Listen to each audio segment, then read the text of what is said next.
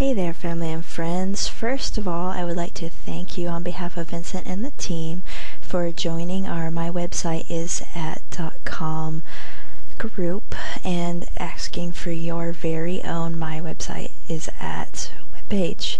So, this video is going to be training for using your Aweber account that all of your captured prospects are going to go to.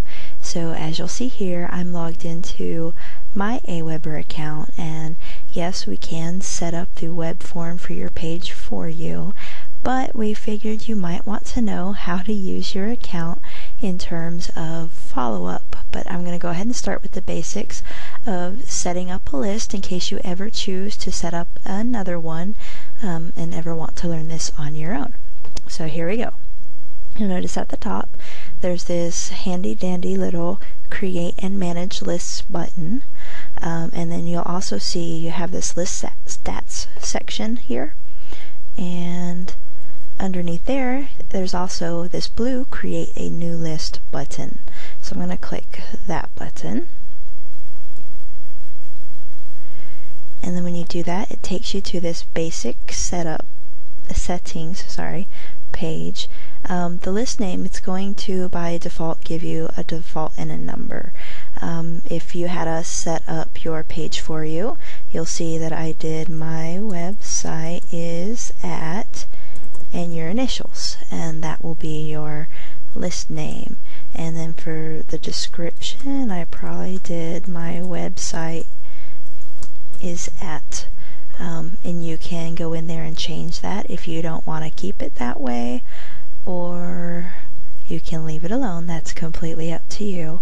The from name, that is going to be your name or your nickname, however you want your followers to know you as.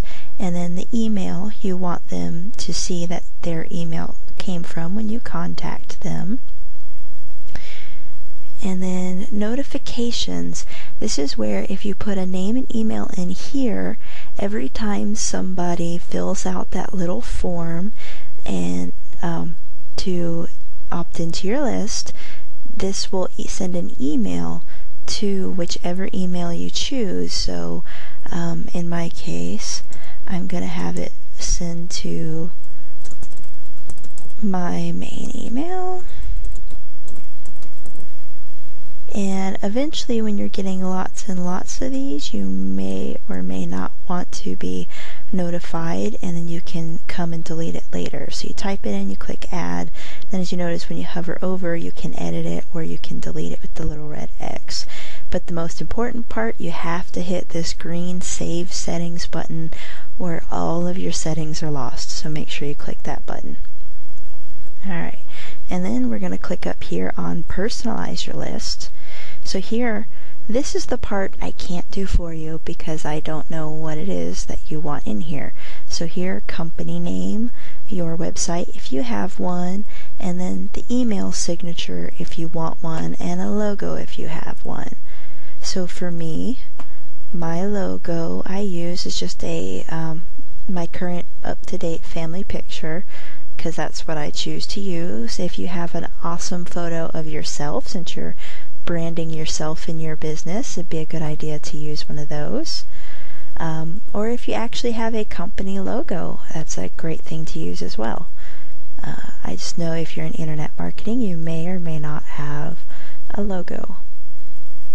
So, and then once you pick out your picture, you click the green upload button, and there you go. There's your picture. If you figure out you picked the wrong one, you can click that little red X and remove it, and then upload a new one. So my company name is just my name, and I have tagged myself Gamer Mom Marketer because my name is so common, so I wove together 3 of my favorite things to kind of create an alternate identity. And you don't have to do that. It's just something I had on my heart to do, and I like to follow my heart. But it is perfectly fine, like say if you're in Mary Kay, you might want to put beauty consultant as your tag you get with your name. If you're an independent rep or, you know, some kind of other title that your company might give you. And I'm just going to leave it just my name for my signature. Then you scroll down, social media. You have a chance to link your Twitter account and your Facebook account into your email so that if you want to, every time you send out an email, it also automatically goes to your Facebook and your Twitter. So I'm going to make my personal Twitter the default, and I'm going to make my Facebook page my default for Facebook. And I'll show you why it matters what default you pick in here just a second, if not the next video. But we'll come back to that.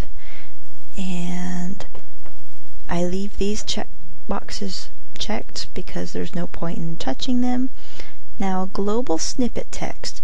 If there is something that you want to be able to switch out because it's frequently used a lot, you can create the name and the snippet text for it. So, for example, if you're a team leader and you're automatically creating emails for your entire team to be able to duplicate, you can create snippet text like, say something like sender name, and then the snippet text would also be sender name, so that it would know to look through the email anytime it sees sender name, it would replace it with whatever you had over here. So in my case, I'd want it to replace with me. And I might have done that backwards.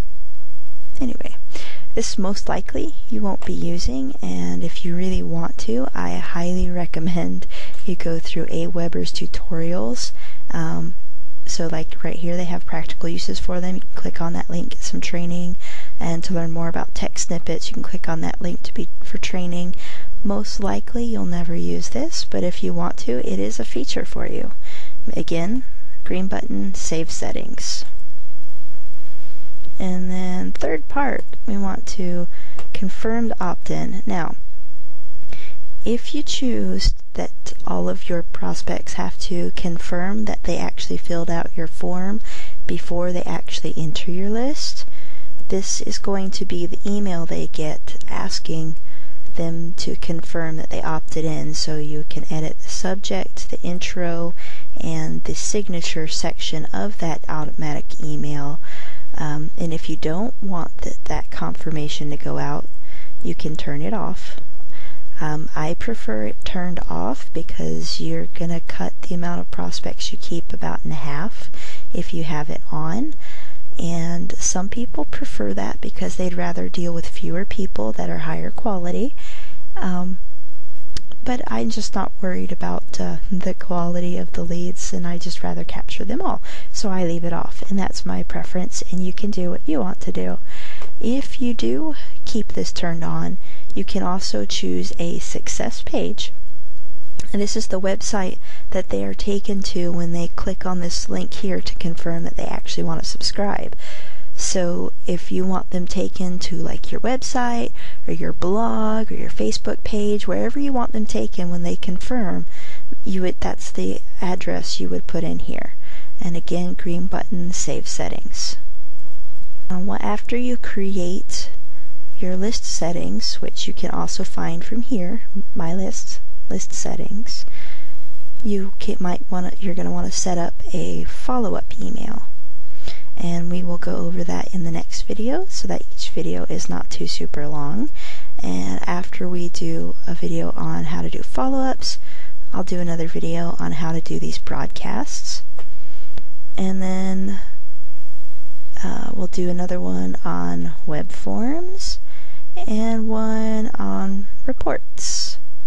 Alright, so that is all for this video, and I will see you in the next one. Bye-bye.